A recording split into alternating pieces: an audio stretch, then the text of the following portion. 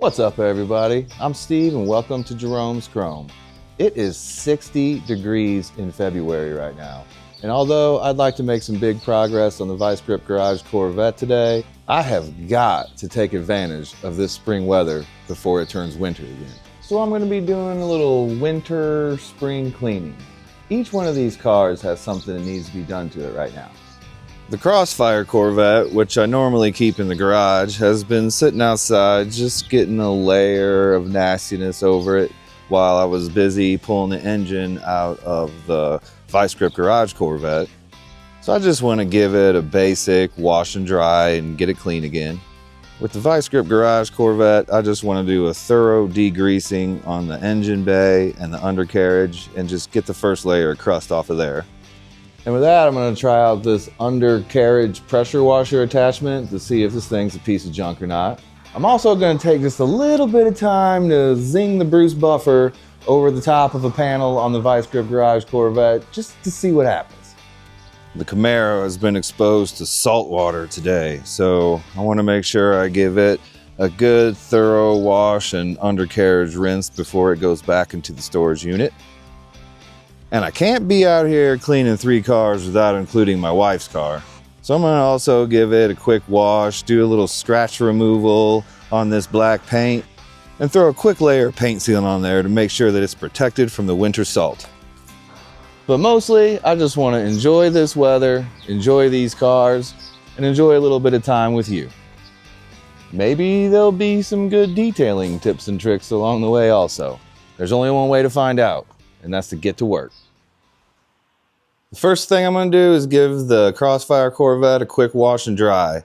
I'll be using various detailing supplies, but I'm not using anything fancy. Everything here is pretty affordable. This is the cheapest pressure washer you can get at Harbor Freight with the stubby pressure washer handle from Harbor Freight. I got one of the cheaper, not the cheapest, but one of the cheaper good foam cannons from Walmart.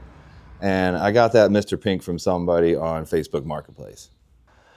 I got my rinse bucket here with one of those little thingies that you put in the bucket so that way the dirt goes underneath and the clean water stays up top. It works all right. So I'm gonna just give it a good thorough rinse, hit it with the foam cannon, hit it with the wash mitt, rinse again, dry, back in the garage. Back in the garage because it might need a little bit of work. That's coming up in a future video.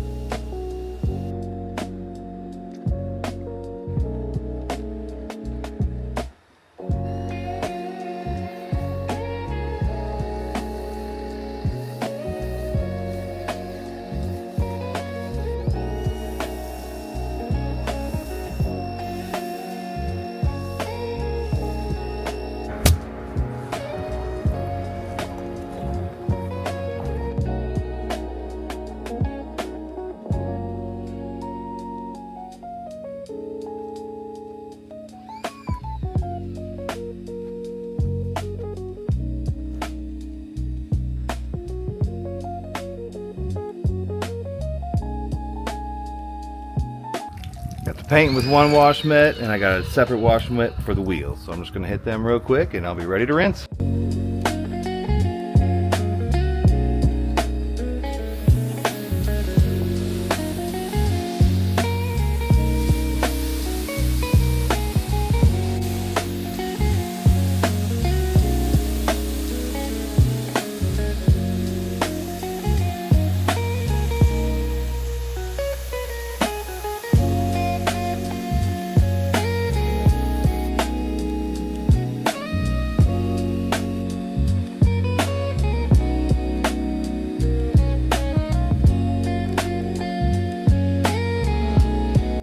To dry the car, I'm just using these basic microfiber towels on a roll. I get these from Walmart.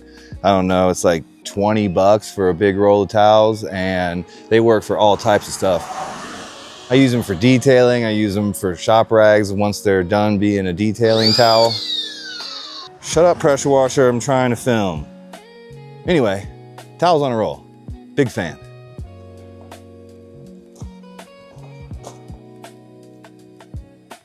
Don't forget to get the door jambs. Makes a huge difference on how good the interior of the car looks whenever you open the door when you got the clean door jambs. Well, there she is. Crossfire Corvette, all nice and cleaned up. Far from a detail, but definitely good enough to pull it in the garage to try to find out what's wrong with it right now. I just hope that it starts. Lately, I've been having a touch of an issue with the Crossfire Corvette. Are you surprised? I mean, it's running good and everything, but every once in a while, when I go to start it, it doesn't. The last few times that I've tried to start it, it started just fine. But off camera, when I tried to back it up a couple feet before I washed it, it didn't want to fire up. Let's see what happens. I just want to get it in the garage. Come on. Nothing. Nothing at all. I think it's a clutch safety switch, because every once in a while, if I just slam the clutch down into the floor as hard as I can, it'll fire up.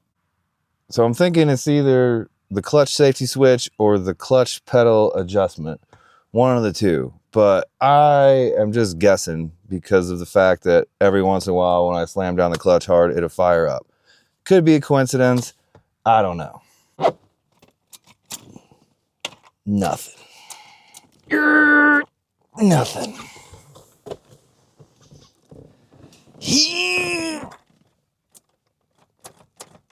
Nothing. I don't feel like trying to figure out why a car won't start today. So we're moving on. I'm pushing the car in the garage.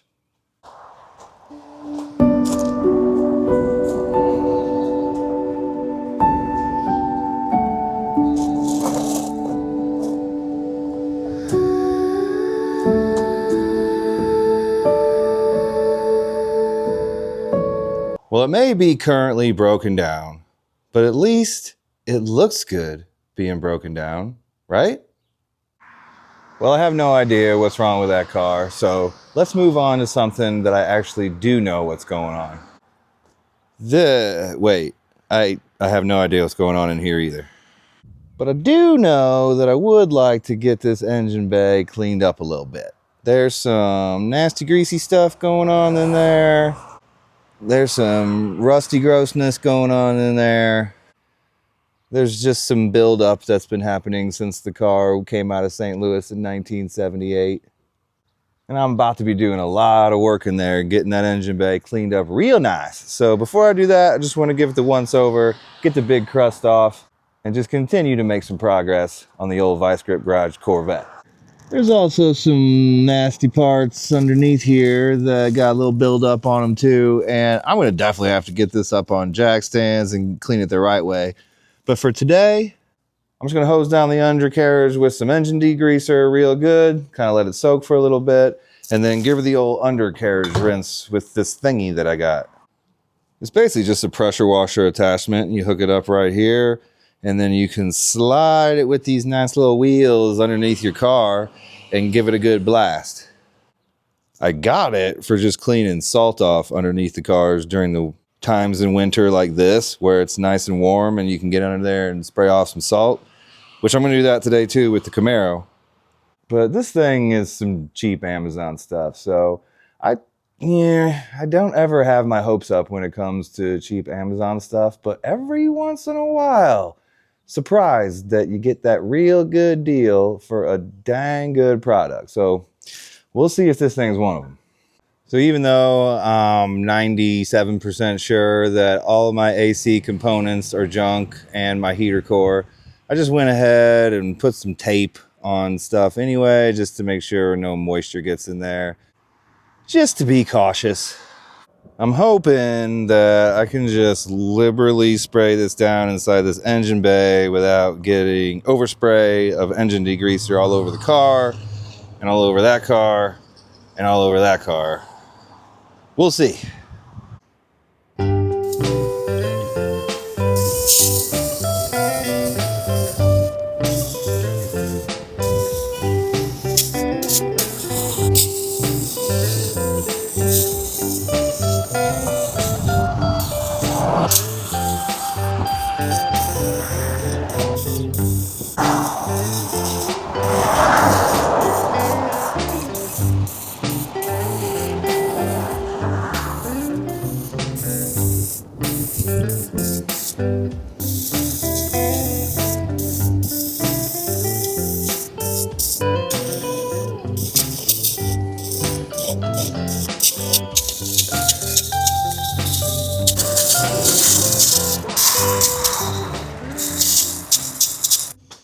Well, that's one can down. That didn't last very long, but I'm prepared. I bought a sixer.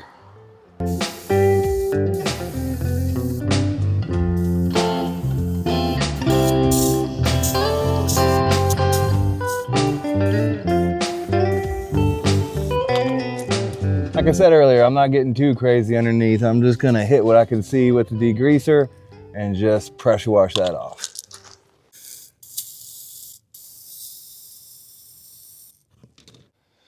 Well, between the engine bay and underneath, I used 3 cans of degreaser, and I've been letting that soak for about 10 or 15 minutes, just kind of breaking down the thick stuff.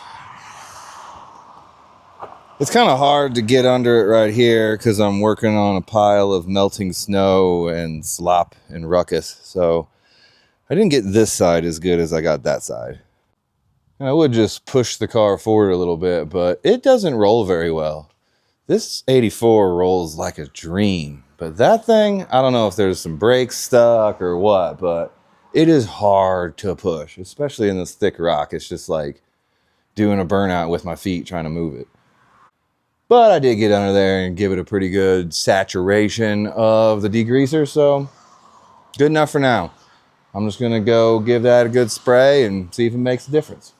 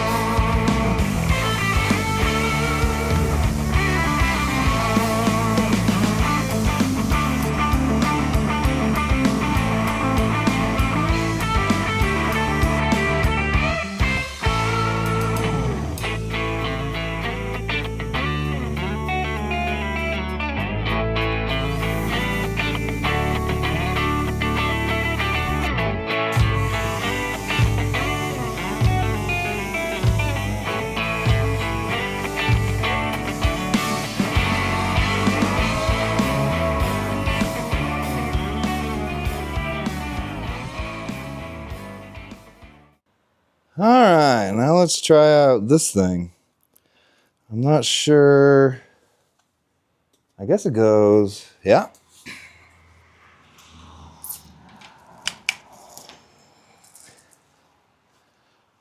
I mean, that's kind of cool. I'm not gonna try it right here.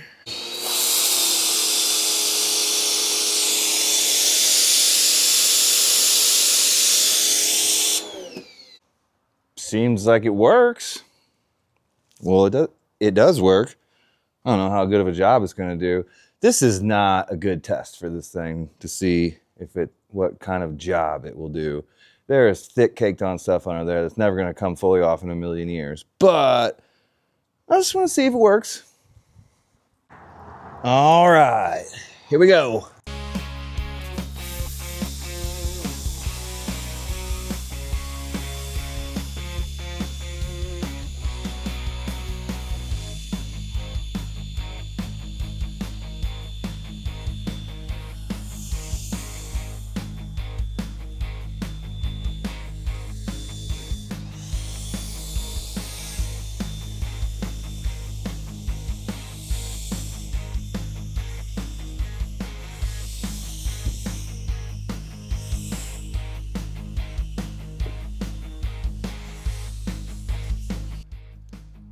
This thing is coming in extremely handy right now because I don't have to kneel down, get on the ground, lay here, and get underneath this car with a normal pressure washer handle. I can just stand here away from all the slop and just get after it.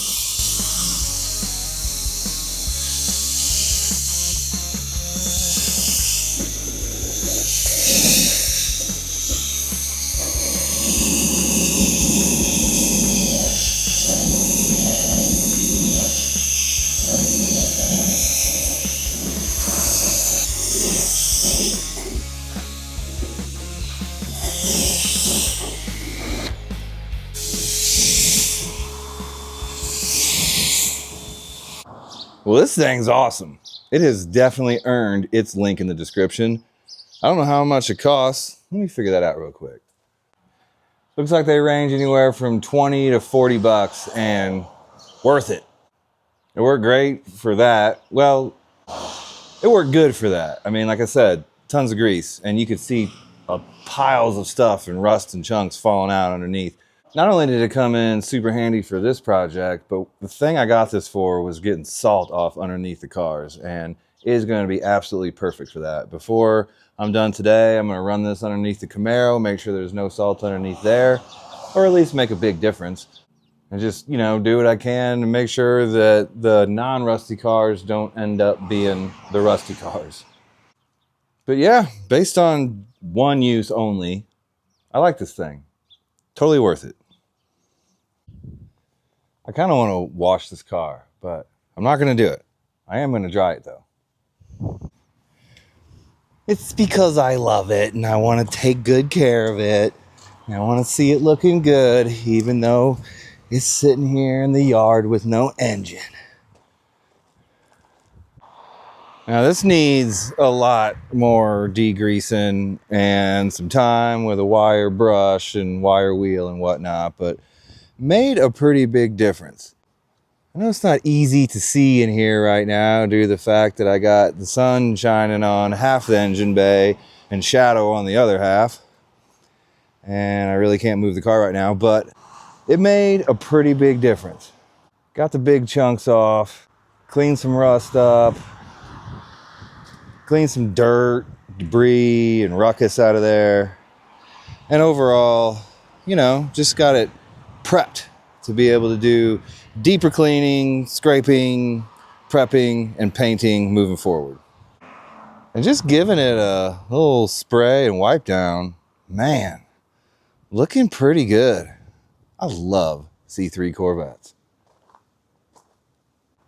I mean, it does look kind of dumb with like the 14-inch gap between the front tire and the fender there.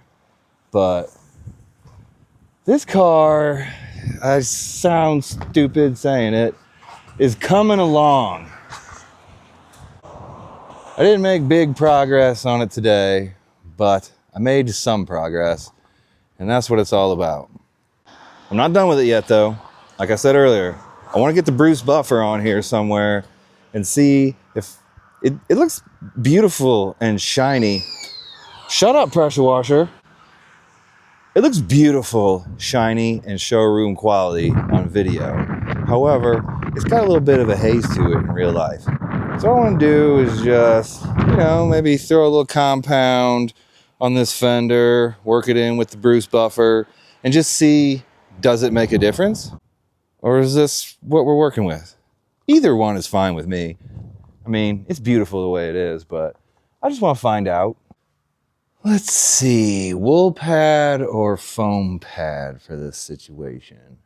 I think I'm just gonna do a quick little zing over it with the wool pad real quick in just a spot. Then immediately put on a foam pad, hit that, and then just take a look, see what that looks like in one small spot.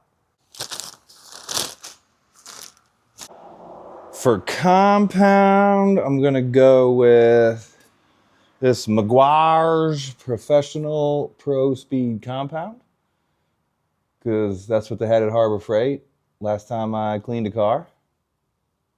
And I had fantastic results with it so far, so that's what I'm gonna go with.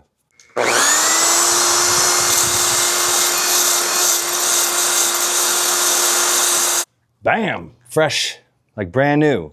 This thing breaks up any old hard, crusty compound that might be on your wool pad. I'm just gonna do the top of this fender. You can see it's pretty rough and textured and just overall not a top quality paint job. It's got some stains in there and yeah, it's rough. I don't have a whole lot of confidence it's going to clean up very well, but it's worth a shot.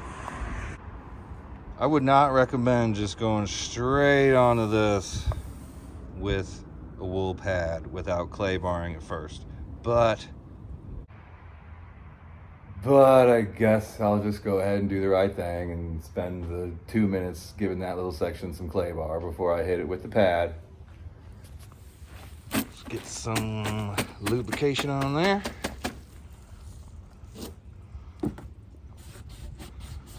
Just rub it on down.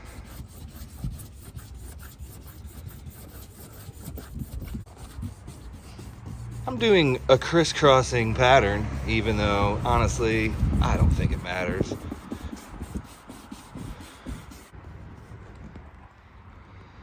Normally, after hitting an area with some clay bar, it slicks it out and you don't hear a noise when you run your hand over it, but it didn't do a whole lot of anything.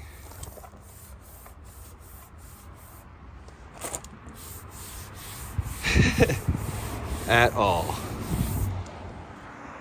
So even though I have very little confidence that buffing this is going to make any difference on the paint quality whatsoever, I'm just going to give it a shot because this is what I do for fun. I'm having a good time. Looks good.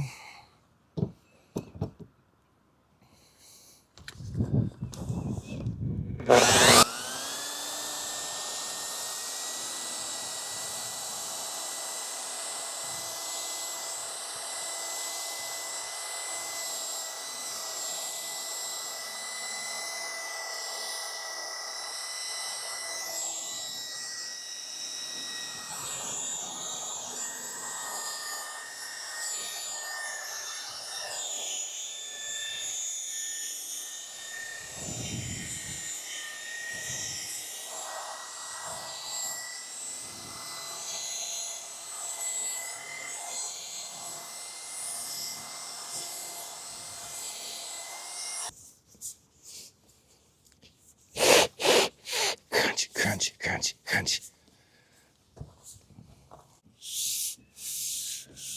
Well, that did absolutely nothing. Moving on. So yeah, I cleaned it up maybe a little bit, but it still looks pretty much the same. Sounds, I don't know, a little bit better.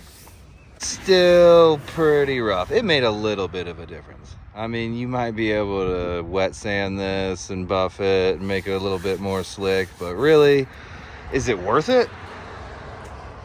I think that paint job is going to be less of a cut and buff paint job and more of an SOS pad and shine juice kind of paint job. So next thing I'm going to do is wash these two cars. They actually have clear coat on them. And once I get them cleaned, I'm going to do a little inspection for scratches. I know the wife's car has some scratches on there, and I want to show you guys real quick how to remove some basic minor scratches if you don't know. But the biggest thing I want to do is just get the salt off of both these cars, run that little undercarriage rinse thing underneath them, and make sure they're protected as much as possible for future salt issues. This one gets driven in the winter, and that one has been sitting in a storage unit and doesn't get driven, but it got driven today because I couldn't take it anymore. I just wanted to drive a car. So I drove it in salt. And now I must repent for my sins. In fact, I don't know how long it's going to be before I drive that car again. So before I get her all cleaned up and take it back to the storage unit, I'm just going to go for a little drive. Driving some country roads with the windows down sounds like a fantastic thing to do.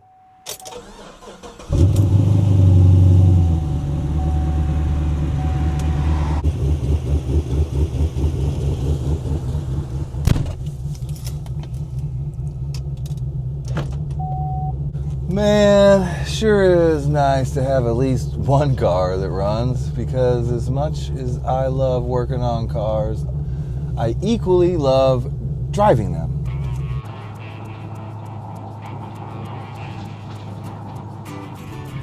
Man, I love driving country roads. This is one of the funnest parts about owning stupid cars.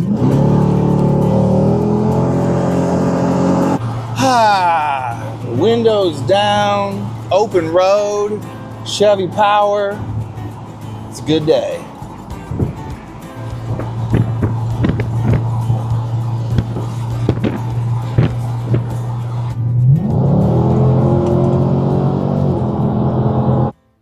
Alright, back home. That was refreshing, but time to get back to work.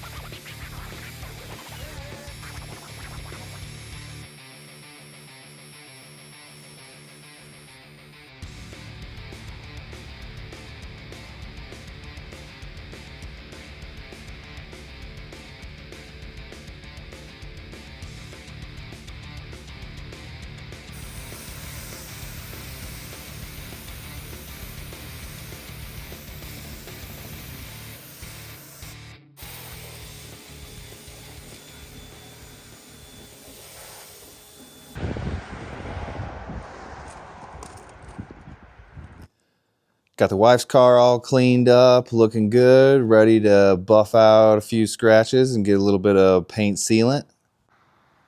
Got the Camaro all shined up and looking good. I mean, it could use a little tire shine and whatnot, but what I mainly wanted to do was just get the salt off of it.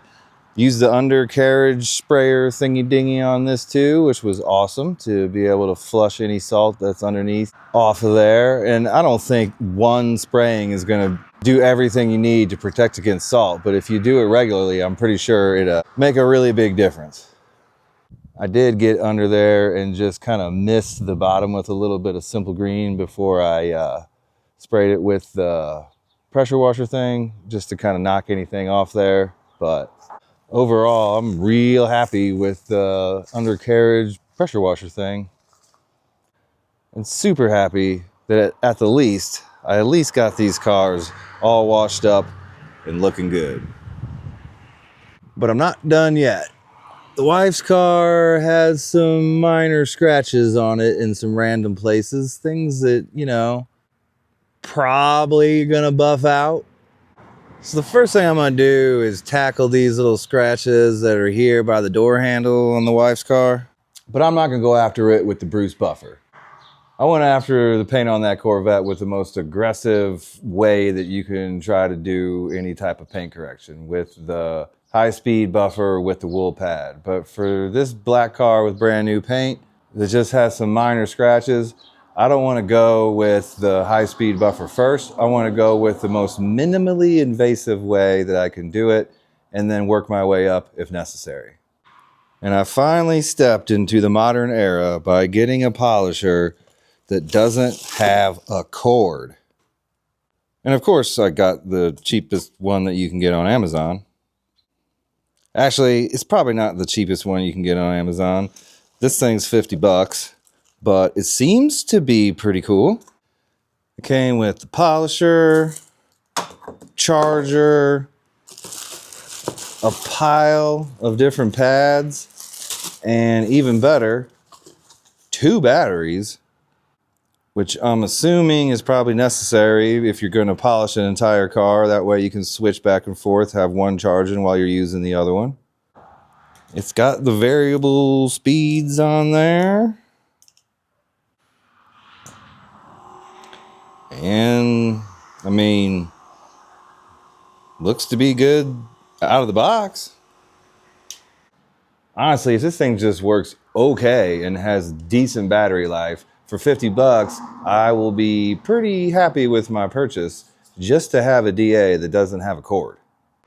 I'm going to switch it up from the Meguiar's Pro Speed Compound to Meguiar's Ultimate Compound, just because it's less of an aggressive cutting compound. And like I said, I want to start with the least aggressive means of trying to get these scratches out first and then work my way up. I'm just going to throw one of these yellow pads on this guy.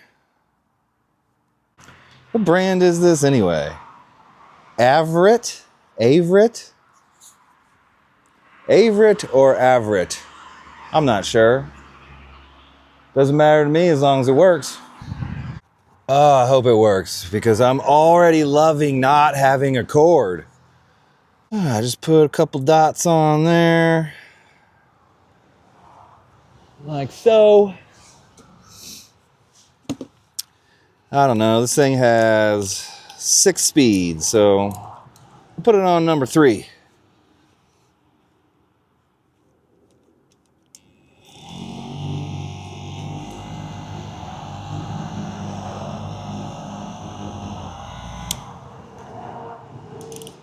I'm gonna crank her up to number 5. There we go.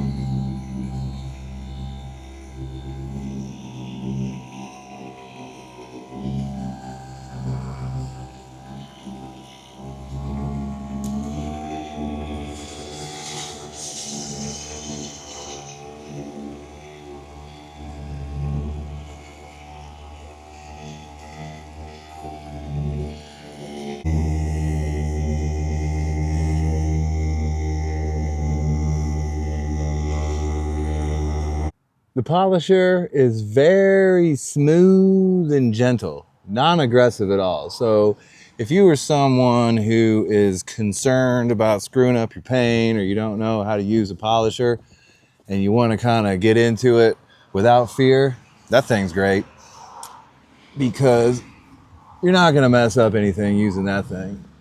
It's really, really beginner friendly.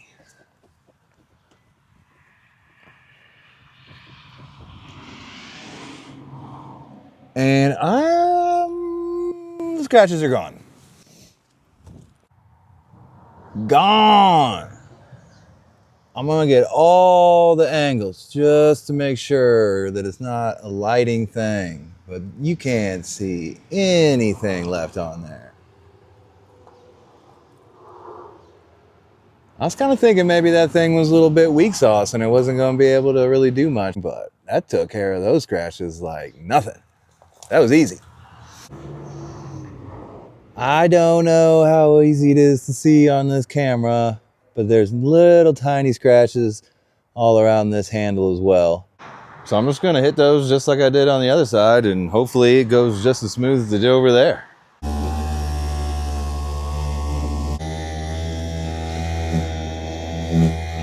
Front handle, gone. No scratches at all. On the back, we still got a little bit right there. A little bit right there. It's just barely visible. So now that I know that's not gonna work, I'm gonna step it back up to a more aggressive compound and one of these waffle pads that came with it to see if a more aggressive approach can then take those scratches out. All right, pro speed with the waffle pad. Let's see what this can do.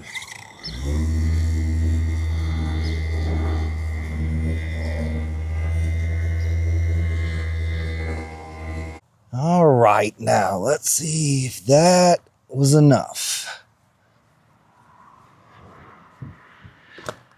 Yes. Yes, it was. Gone. Nothing to be seen. Just had to step it up one notch on the aggressive scale, but in the grand scheme of things, that's still extremely non-aggressive because this polisher is super gentle. But that just goes to show you, you don't need a whole lot of aggressive to be able to get some minor scratches out. And it matters because you only got so much clear coat. And I have greatly underestimated the amount of clear coat that is removed with a high-speed buffer over the course of time. So if you're going to have a car for a long time and you're going to be polishing on it quite a bit, keeping it clean, it's super important to make sure that you're not using the most aggressive methods over and over again, because eventually it's going to wear your clear coat down.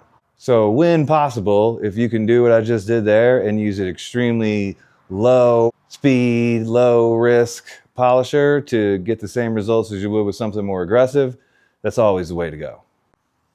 So this thing's link in the description worthy. It did a good job. 50 bucks, comes with a bunch of pads and 2 batteries and no cord. I mean, I'm gonna use it again. The best thing to do now would be to put on that lightest pad and just zing that all over the whole car, wipe it down, and then put on a layer of paint sealant. But this car's pretty clean and I just wanted to get the big scratches off. I think I'm just gonna go ahead and hit that easy button and just go straight on with the Cerakote paint sealant. It's still gonna do a really, really good job of shining up the car and making sure it's protected. It would have done a better job the cleaner I get the car. But the cool thing about this stuff is, man, you can totally just, whatever, spray it all over the car, wipe it off, and it's gonna do good. The better you prep the car, the better it's gonna do, but it's pretty foolproof. Let me hit this hood real quick and just show you how easy it is. Spray, spray, spray, spray, spray, spray, spray, spray, spray, spray, spray. Wipe. Spray, spray. Wipe. Spray, spray, spray. Wipe.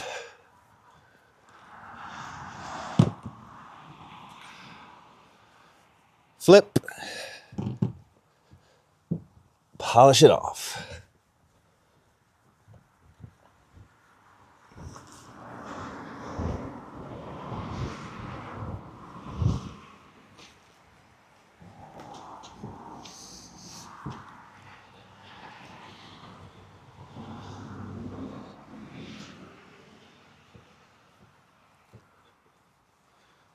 Hood's done.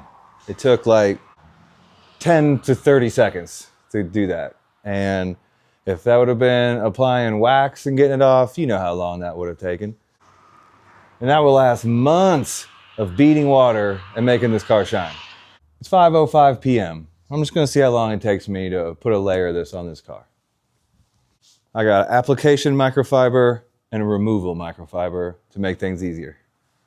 I'm just spraying it everywhere like a complete savage with complete disregard of if it gets on headlights, paint, windows, trim, vinyl plastic, whatever. Doesn't matter. Just getting it all over the car. And everything that I hit will just end up looking better and being protected. That towel's done. Hit the grill. Those little things, emblem, doesn't matter. Not gonna have a bunch of little white stuff in all of the little crevices. Not gonna have spots that you missed. And if you did miss a spot, you can just walk up to it and go BAM! And hit it, and it's gone. even if it does dry. That's it. I'm done. What time is it? 5:13. Just a few minutes of elbow grease, if you want to call it that. And that thing's looking real good. Like I said, I hit the tail lights. I hit this thing. I hit windows. I just reckless abandon all over the car and just, you know, wipe on, wipe off. And look at our handle areas. Shiny, scratch free. Can't beat it. Not much time invested. Here's our big scratched up area on the driver's side, just looking like black glass. Far, far, far from an actual detail. Far from it. But dude, car looks great. And I didn't spend all day on it. I spent all day on 4 cars. That's what I'm talking about. And just in time, because the sun is going down and I am running out of daylight quick. Well, that was a pretty productive day. Yes, the 84 has an issue that I need to dig into, but I'm glad to have it out of the front yard and in the garage and all cleaned up and ready to get that problem figured out. The wife's Impreza is all shined up, scratch-free and protected. And that's good because that means I get to continue doing a YouTube channel. The Vice Grip Garage Corvette got another layer of crust removed, and now I'm ready to pull the headlights out for restoration and make a decision on this air conditioning and start working on cleaning up this engine bay and getting it painted. And I got to get the Camaro out on the road, which was awesome. And I did what I could to make sure it doesn't end up a rusty restoration project one day itself. I also had pretty good luck with this undercarriage sprayer and this polisher. Even though they're cheap, they ended up being pretty good products, so I'm happy with that. And I got to spend some time outside of the garage, not freezing, which was fantastic. So even though I didn't get a big project done this week, sometimes it's the little things that move the process along and make it fun.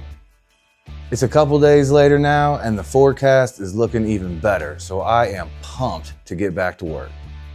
Next, I'll be getting back on the engine bay on the Vice Grip Garage and also trying to figure out what's wrong with this car. I hope you enjoyed this week's video. It's been great hanging out with you. I appreciate you watching and liking and subscribing and commenting.